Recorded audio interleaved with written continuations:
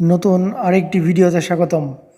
বর্তমান কোটা সংস্কার আন্দোলনকে কেন্দ্র করে দেশে ইন্টারনেট সেবা বন্ধ থাকায় জুলাই মাসে রেমিটেন্সের পরিমাণ আশঙ্কাজনক হারে কমেছে। জুলাই মাসের প্রথম 2 সপ্তাহে 1 জুলাই থেকে 13 জুলাই পর্যন্ত প্রবাসী আয় এসেছে দিনে $7,72,00,000 এবং পরবর্তী 2 সপ্তাহে 14 জুলাই থেকে 27 জুলাই পর্যন্ত প্রবাসী আয় এসেছে $4,20,00,000। বাংলাদেশ ব্যাংকের তথ্য অনুযায়ী প্রবাসী আয় জুলাই মাসের পরিমাণ খুবই কম। আবার দেখা যায় যে এর মধ্যে প্রথম 13 দিনে আসে $97 কোটি। তার 14 জুলাই থেকে 7 দিনে প্রবাসী আয় তা আরও কমেছে। জুনে প্রবাসী আয় এসেছিল $254,16,00,000।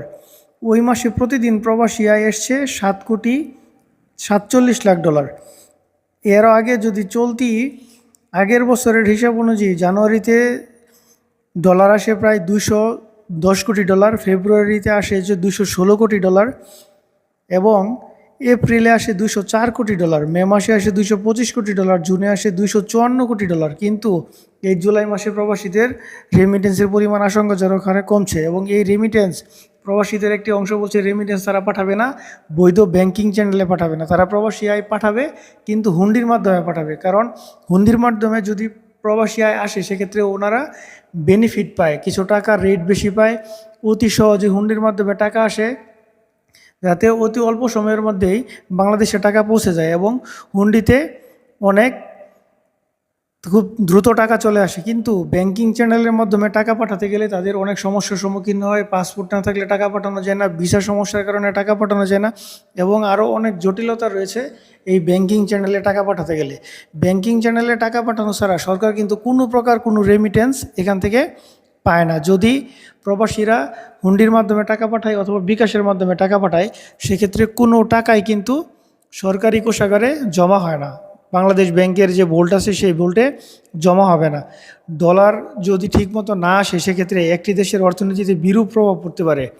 দেশের আমদানি রপ্তানির উপর একটা চাপ পড়ে, বর্তমান ব্যাংকিং ব্যবস্থার উপর চাপ পড়বে, ব্যাংকিং ব্যবস্থার ভারসাম্য ধরে রাখা কঠিন হবে এবং এই রেমিটেন্স যদি না আসে সেক্ষেত্রে তারল্য সংকট দেখা দেবে। তারল্য সংকটটা হচ্ছে ব্যাংকে টাকার পরিমাণ কমে যাবে।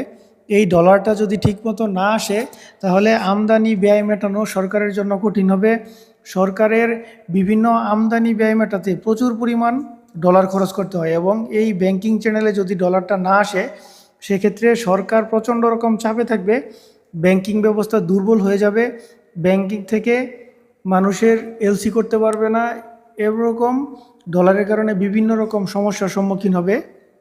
তাই আইসিটি প্রতিমন্ত্রী ঘোষণা দিয়েছেন এবং অনুরোধ করেছেন প্রবাসীরা যাতে ব্যাংকিং চ্যানেলে টাকা পাঠায়, কিন্তু প্রবাসীরা চলমান বর্তমান পরিস্থিতি বিবেচনা করে তারা ব্যাংকিং চ্যানেলে টাকা পাঠাতে অনীহা প্রকাশ করছে এবং তারা হুন্ডির মাধ্যমে টাকা পাঠাতে যাচ্ছে। এতে দেশের আর্থিক ক্ষতি সাধিত হবে।